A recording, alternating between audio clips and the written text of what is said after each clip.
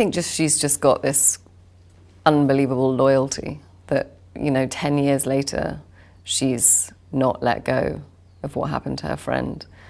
And that sisterhood, I just thought was really beautiful, and having really close female friends. And I remember Emerald saying to me when we met, what would you, I'm sick of sort of machete and lipstick films, girls on revenge paths. Like, what would you actually do if your friend was wronged like that? What lengths would you actually go to for your friend? And I think it was that combination of it being a film about women standing up for each other, but also that sort of loyalty, just like standing by someone and doing something in their memory, no matter what. Jez is a young businessman. He's in the corporate world, and he has a roommate. He's not. He's a single guy, and I think he thinks that he's a sweetheart and he's sensitive, and he works with a couple other of his work buddies are a little more crude, a lot more crude than he is, and he feels that he's certainly a step above that in chivalry and class. And whether he is or isn't, I would say he's not, but you can make your own judgment. Madison is such an interesting character because she kind of represents the female contingent of victim blamers. She's a bit of a villain when we first meet her, and she's known Cassie from school. She was in college with all of them. She was around when this horrible thing happened to Cassie's good friend. She was friends with them. And clearly, Madison was on the wrong side of history. She was not supportive of Nina and Cassie in the midst of that controversy, and really, I think, sided with the male counterpart and stayed friends with all those guys, and has sort of forgotten about the incident, remembered it in a different way that sort of suits her. And she really has a huge arc in the movie, because after her interaction with Cassie, and Cassie plays a bit of a mind game with her, to put it mildly, and it really affects her. Gail, the character that I play in Promising Young Woman, functions really as Cassie's only friend in the trajectory of this narrative, a friend who's alive anyway. And so it's so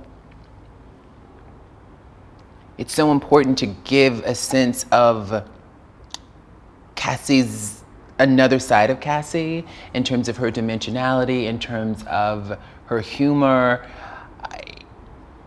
It's interesting because Gail is there to support her, and as an actress, I really just want to support this film. I play Joe, who is Al's best friend, and I'm at the bachelor party and excited to see Carrie's character come in. I certainly don't recognize her, and think that this is all just one big party. And then obviously things unfold, and Joe has a decision to make as to how he's going to help his friend through this, or what they're going to do in this moment. And he obviously chooses a specific direction.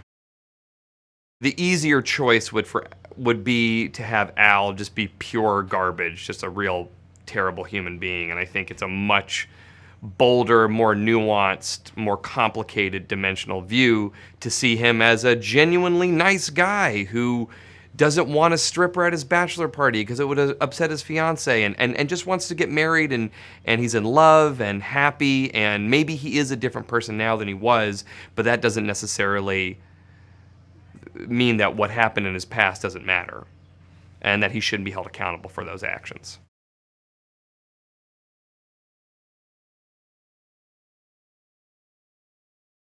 I do think we do, women, and particularly now even more so, there feels like this real strength of community between women, and we do look out for each other even more so now. And I think, so that's what sort of struck me as being most kind of affecting about the film, is this idea of us kind of yeah, looking after each other a bit more. I know it's billed as a thriller. I don't know what it'll be the overarching tone, but in many ways it's a comedy to me, and it's a dark, mean, nasty comedy, but it's funny through and through. The current climate lends itself to this kind of story being told. I think that this is a movie that should always, exist and could be told at any time, but especially right now, we're all just taking a closer look at consent and what it means, and this movie is really shaking that up. What I think is so brilliant about the film is that everyone is deeply humanized, right? So that I don't think they're bad guys in this or good guys. I think everyone's deeply complicated. And so then hopefully we can begin to think in our own lives how we're complicit with the assaults that are happening around us all the time, the extent to which we want to protect people in power, protect the men in our lives, think that we're good people and we would never do that. I think it's calls upon us to question all of those things and maybe hopefully make different choices in our lives. And I think that is the kind of art I certainly want to be involved with at all times.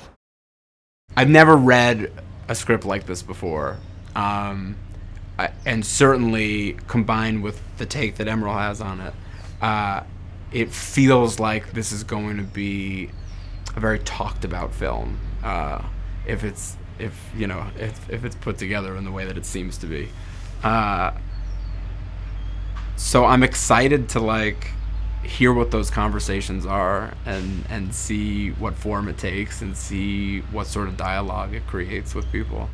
I found the script to be extremely provocative and very unusual. I didn't really understand how tonally it was going to go until I met Emerald. And she has such a consistent vision and such a specific vision that you kind of just forfeit yourself over to her direction, and it feels very comforting. It feels like you're in safe hands. She's a real visionary, and I'm excited to see how she mends these very different genres of comedy and thriller and darkness and retribution into one insane journey.